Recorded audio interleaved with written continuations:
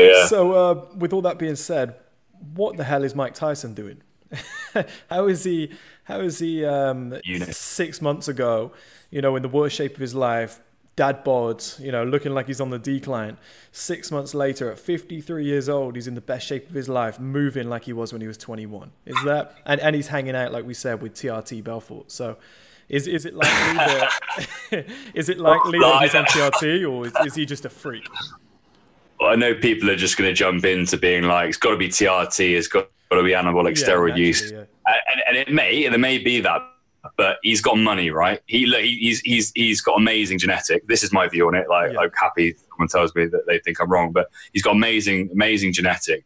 Look at him as an athlete. He was like, I think when he was like 16 or 15 years old, he looked like he was like a 35-year-old man. Like, he was an absolute unit. And he's look at what he's achieved, look what he can do. So he's probably got a strong genetic foundation. I think we probably agree on that. That he's got that underneath. He's probably got loads of money to get his diet bang on. He's probably got someone covering his nutrition, someone covering his training, sleep, all those sorts of things. Yeah, you're right. The age, but I doubt he might be on TRT already. And if you've got those optimized hormone levels, if you do all those right things and you've got the genetics, I mean, you can see some real. We got some guys like in their 50s who are just, some of them are like amateur boxers now, doing like amazingly well, like absolutely in like a shape that I've never ever been in, like ever in my life. And I don't know how they got to there. And they're on TRT. They're doing all the right things. So I think maybe he's on TRT. Obviously, look, in America, celebrities, they have access to it. And particularly in America, it's been around a lot longer, right, Mike? Yeah. Well, it has and it hasn't. So, I mean, even in America, I know we look to America from here and say, oh, they've got all these things available, and they do. But also Americans, like with their NHS here, feel like they're kind of chained to their insurance plan. And a lot of the insurance plans, they're out to make money, and they don't want to pay for the treatments if they don't have to. So when I was at the Arnold Classic in Columbus this year, one of the doctors in Columbus said, he's got to tell his patients, to come off testosterone for about 2 weeks so they can get a new baseline level every 6 months, which is insane to have to come off your testosterone just so they can qualify and get coverage from their healthcare insurance. So it's not, if you expect to have someone else pay for your healthcare, you have to jump through those hoops, just like we do with the NHS. And if you're willing to pay cash pay in America, there are doctors who don't have the constraints like we do here through their regulatory bodies to the same degree we have here, who are able to trial new therapies based on evidence to enhance one's quality of life and to and solve the problems with the symptoms. And so that's. Just want to let people know that, America, land of the free, home of the brave, and TRT, yes and no. It might not have TRT as readily available as you think, depending on your resource and your ability to pay for it. Probably misinformation for me. Like it absolutely is. When I've been referring to America in this whole conversation, it's essentially the cash-based doctors that specialize in this that can do it. I know Mike knows, but they probably think that you can just pop over to America and walk into any hospital and it will happen. If you're in the Veterans Administration, because you're a vet, which is, I would say, comparable to our NHS, but not, I would say, it's not as, I can't even compare it to the NHS, because the NHS is, amazing, the level of service overall that you get for general things. But both being governmentally run programs, they're very restrictive, the VA, from what I've heard of people that I know in the States, even more so than the private health insurance that's available. So they're going to look at it very much in this governmental, institutional, one-size-fits-all approach, like our NHS does, for the most part, for men's TRT. But yeah, I think Mike Tyson's probably got some money and probably can see a private doctor. So maybe that's my point.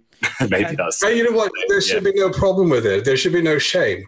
If he a suboptimal level as a man, and this is enhancing his life, and he also does something that he loves, and he's only getting his levels to an optimal level for him, there's no disadvantage. Especially, I mean, if anything, the disadvantage is his age. Yeah, 100%. I mean, look, he's been smoking a lot of weed as well. I think he's heavily invested in like the cannabis industry, and I think that he enjoys that, and he's been doing that for a long period of time, and that. And maybe eating a bit more, being less active, and things like that. It may be that he's, whatever it is, he's, having this is the thing about TRT.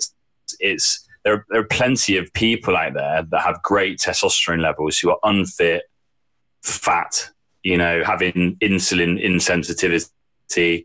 It's not a magic bullet, but if you're doing all of the right things and you've got optimal testosterone levels, whether that's a nice natural level that's produced, consistently, nice healthy level from your own body, or whether it's TRT, if you start doing those other things, training, diet, sleep, mental health work, mindfulness, all those things,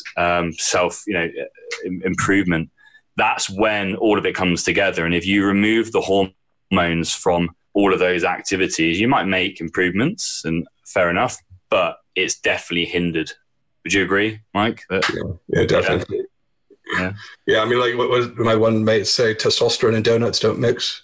Psychiatrist, you have to do the right things. You can't expect testosterone to do all the heavy lifting. But like you said, we've seen guys who were doing all the right things: diet, exercise, proper sleep, mindfulness, and then were still low on testosterone, and started the testosterone treatment, and they just blossomed. Everything came together. It all seemed to work as it should.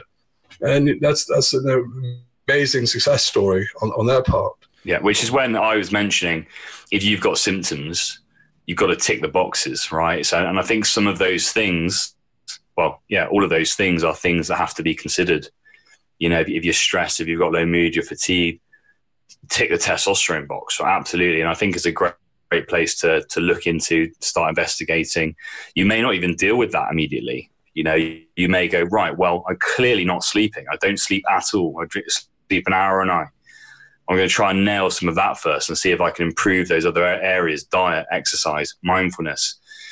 Do those things, and then maybe check in on the testosterone again, and use it all as a whole picture. And if you get TRT, and that's something you actually start receiving, then you got it. And that's when guys actually, it's a big part on TRT. We talk about the journey through it, where some guys think that just taking testosterone is going to magically puppet them up, make them go and do mindfulness, make them go and train, and suddenly achieve 10 years worth of training in the gym, as a base, and able to make them sleep perfectly, and they won't get disrupted, and they won't go on their phone, and then it's going to make them do it. And it's absolutely not the case. It's if you have the hormones in the right place and then you start to do them, that's when you get the compounded reassurance and sort of a reminder of what having optimal testosterone allows you to do if you do the right things, if that's a good summary.